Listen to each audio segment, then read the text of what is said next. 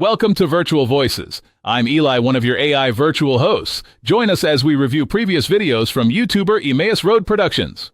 And I am Miriam. And together, we bring you a deep dive podcast powered by Google's NotebookLM. This podcast is a generic AI-generated summary of Emmaus Road Productions videos, and we don't cover everything. Please consider watching his full video linked in the description below.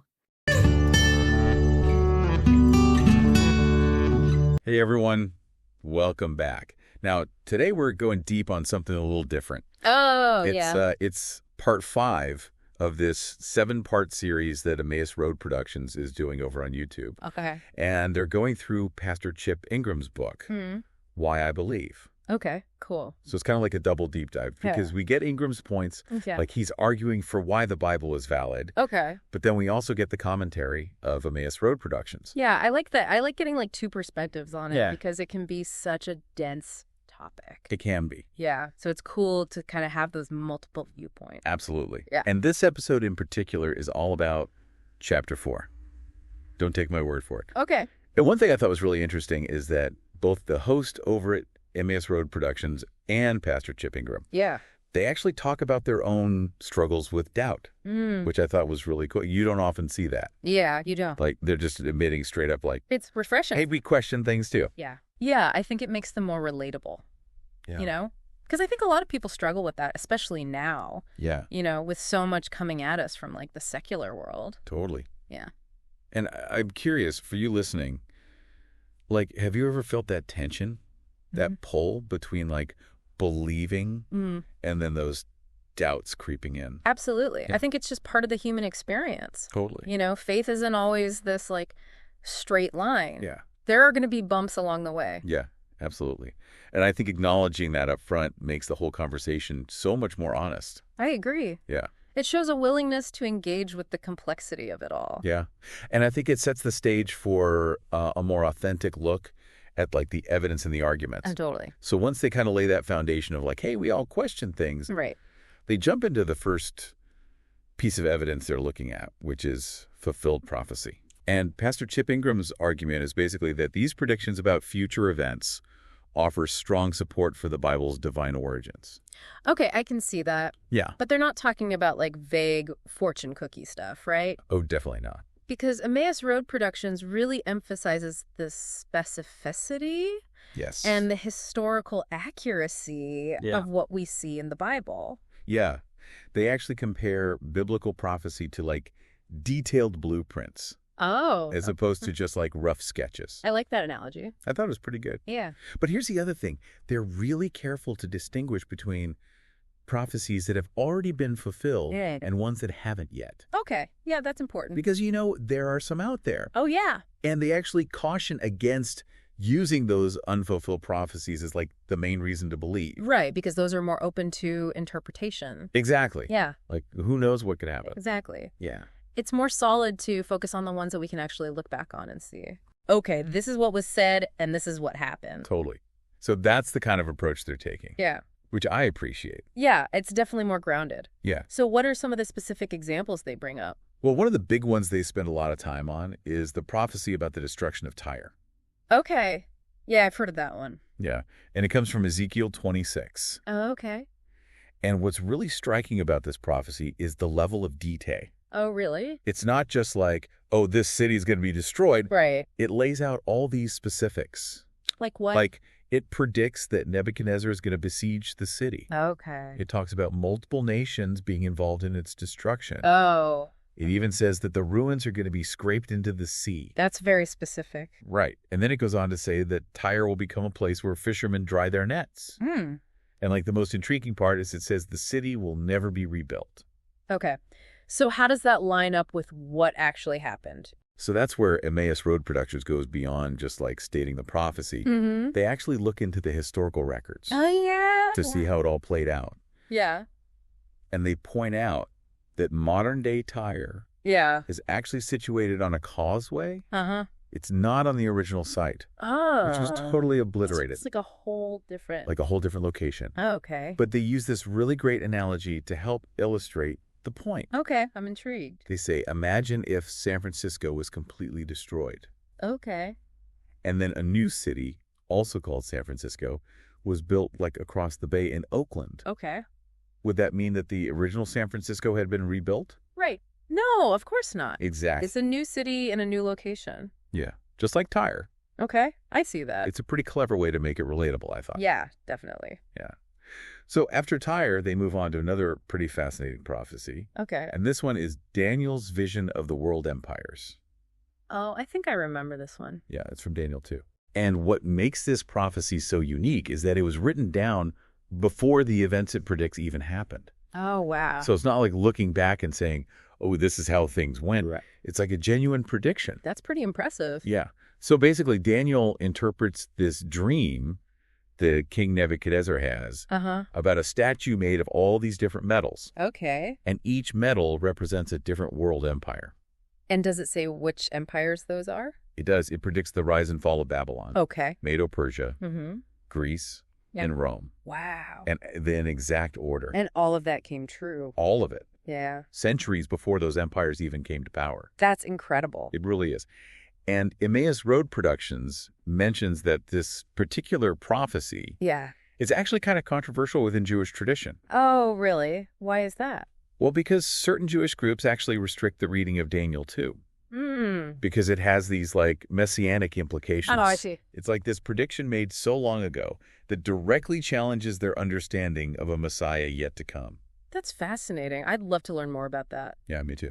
Yeah. Okay, so we've got these world empires predicted. Yeah. What else is on the prophetic agenda? Well, speaking of messianic prophecies, they actually point out that there are over 300 prophecies in the Old Testament that point to the coming of Jesus. 300? That's a lot. It is. And they go through a bunch of them from Pastor Ingram's list. Okay. Like Mm-hmm. focusing on stuff like Jesus's lineage, Mm-hmm. his birthplace, the nature of his ministry, Okay. his betrayal, his death, his resurrection. So these are very specific details about his life. Yeah. And the fact that all these very specific predictions were fulfilled in just one person, Right. it's pretty mind-blowing. Yeah. I can see how that would be compelling. To illustrate this point, they actually bring up Dr. Peter Stoner, Okay. who did all these calculations. Mm-hmm. And he basically showed that the statistical probability of one person fulfilling even a small portion of those prophecies Yep. is just astronomically small. Like winning the lottery small or... Way smaller. Oh, wow. They actually use this analogy. Okay. They're like, imagine trying to find a marked silver dollar. Okay. It's hidden in a 2-foot deep pile of silver dollars Uh-huh. covering the entire state of Texas. Okay.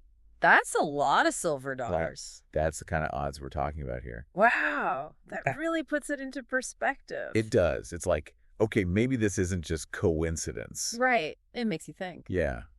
But of course, not everyone buys into all this prophecy stuff. Right. I'm sure there are skeptics out there. Oh, yeah. One of the main criticisms you hear is about, like, the potential for errors, Okay. through all those centuries of copying and translating. That's a fair point. Mm-hmm. I mean, how do we know that what we're reading today is really what was originally written? Exactly. Well, how do they address that? They actually spend a good chunk of time talking about the ancient scribes Okay. and how meticulous they were. Mm-hmm. They talk about their whole process for copying Okay. and all the checks and balances they had in place. Oh, wow. So it wasn't just like anyone could just No. scribble down some stuff. They had a whole system Yeah. to try to ensure accuracy. That makes sense. I mean, they were dealing with sacred texts. Exactly. Like, Yeah. they took it very seriously. Yeah, you really get a sense of that. Oh, yeah. Like the reverence they had for these writings. Yeah. And Emmaus Road Productions contrasts that with how few copies we have Oh, okay. of other ancient works. Like what? Like Plato or Aristotle. Oh, interesting. Yeah. So think about it. Like, we have tons and tons of ancient biblical manuscripts. Right, from all different time periods? Exactly. But for other important writings from that era, Yeah. we have way fewer copies. Huh. So it's like the Bible has been more carefully preserved. It seems that way. Yeah, that's a really good point. Yeah. It's like a testament to how important these texts were considered. Exactly. And it definitely strengthens the argument for their reliability. Mm-hmm. Even though, of Yeah. course, no process is perfect. Right. And there's always a chance for minor errors. Of course. But the evidence seems to point to a pretty consistent transmission Yeah. over all those centuries. So we've talked about fulfilled prophecy and the accuracy of the text. Yeah. What else is on Emmaus Road's list? Well, next they get into the impact. Okay. that the Bible's had on the world. The impact. Yeah, like Pastor Ingram's argument is that Yeah. the Bible's influence, especially the positive stuff, Okay. adds to its validity. Okay. I see that. And they highlight some pretty compelling examples. Like what? Well, like William Wilberforce Okay. Yeah. and his fight against slavery, Mm-hmm. and then Lord Shaftesbury, Okay. who worked to end child labor. Oh, wow. Yeah. So these were people whose lives were deeply shaped by their faith. Right. And they ended up having this huge impact on society. Yeah. It's hard to argue with results like that. Totally. Mm. But they don't just focus on the feel-good stuff. Oh, okay. They also acknowledge the harder parts of the Bible. Like, what do you mean? Well, like the passages that deal with slavery in the Old Testament. Right. That's something that a lot of people struggle with. Yeah, for sure. It's tough to reconcile that with our modern understanding of morality. Exactly. Yeah. And Emmaus Road doesn't shy away from that. Okay, good. They actually delve into a pretty nuanced discussion. Okay, so how do they approach it? Well, they differentiate between what's described in the Old Testament Okay. and the horrors of like the transatlantic slave trade. Right. There's a big difference there. Oh, absolutely. And they argue that the kind of servitude you see in the Old Testament, Yeah. it was more like indentured servitude, Oh, okay. where people were working off a debt Mhm. for a specific amount of time, Okay. and there were actually laws to protect servants. Oh, really? Yeah, and then there was the Jubilee year, Okay. where all servants were supposed to be released, Wow. even if they hadn't fully paid off their debt. Huh. So it's a totally different model. Yeah, completely different from like race-based chattel slavery Right. that we saw later on. Okay, so that context is important. It doesn't totally erase the moral complexities, but it helps us understand like the historical and cultural differences. Yeah, that's a good point. It's all about interpretation. Exactly. And Emmaus Road is very clear about condemning Okay. the brutality of the transatlantic slave trade. Mm-hmm. They emphasize that there's absolutely no biblical justification for that. No, of course not. It's good that they make that distinction. Yeah, it's important to be clear about those things. Totally. Yeah. So after they tackle that tough topic, Mm-hmm. they encourage viewers to think about the broader impact of the Bible. Broader impact. Yeah, like beyond those specific examples. Okay. They want us to think about its influence on things like education. Oh, that's interesting. I mean, think about it. A lot of universities were Yeah. founded on Christian principles. That's true. So how much of that legacy is still around today? Mm-hmm. And how has that shaped our educational experiences, Yeah, that's a good question. for better or worse?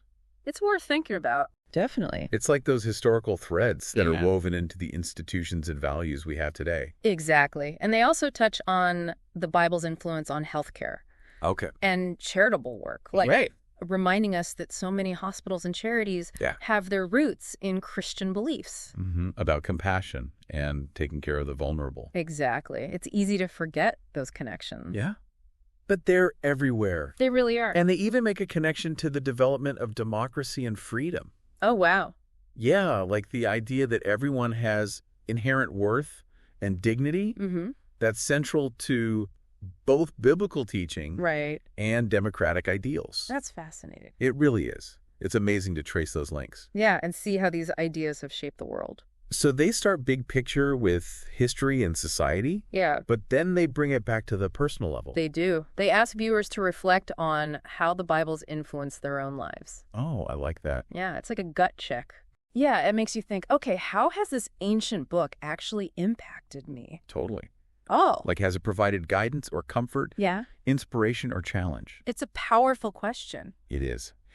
And regardless of your beliefs, Yeah, you can't deny that the Bible has touched so many lives. absolutely. It's hard to argue with that kind of impact. And I think that's what makes this whole discussion so compelling. Yeah. It's not just about intellectual arguments Right. or historical debates. It's about personal experiences. Exactly. And those experiences are what give the Bible its power. And that personal connection is what makes it so powerful. It really is. Yeah. Like it goes beyond just the head stuff. Totally. Yeah. And at the end, Emmaus Road Productions reminds us why they're doing this whole deep dive thing. It's Mhm. about equipping people to really understand their faith Yeah. and be able to talk about it. That's so important, especially in today's world. Yeah, you got to be ready to give an answer. Yeah, like 1 Peter 3.15 talks about. Exactly. And they're not just throwing information at you. Right. They're giving you the tools. Yeah, like how to have these conversations in a way that's meaningful and respectful. Mm-hmm. And they emphasize that it's got to be done with humility and responsibility. Yeah, for sure. And they specifically say, like, Don't just rely on unfulfilled prophecies Oh, yeah, that's a good point. when you're talking about the Bible. It's better to stick with Yeah. what we can actually see and verify. Yeah, like focus on the historical evidence Right. and personal experience. Those are the things that really resonate with people. Totally. Yeah. And I think they do a good job Yeah. of balancing all of that. They present a compelling case, Yeah. but they're not afraid to acknowledge Right. the challenges. And ultimately, I think they succeed in Mhm. encouraging people to think for themselves. Exactly. So overall, Yeah. it's definitely worth checking out. That whole series on YouTube, Yeah, if you're interested in this stuff. I'd recommend it. Yeah, they do a fantastic job. They really get you thinking. So we've gone through a lot today. We have.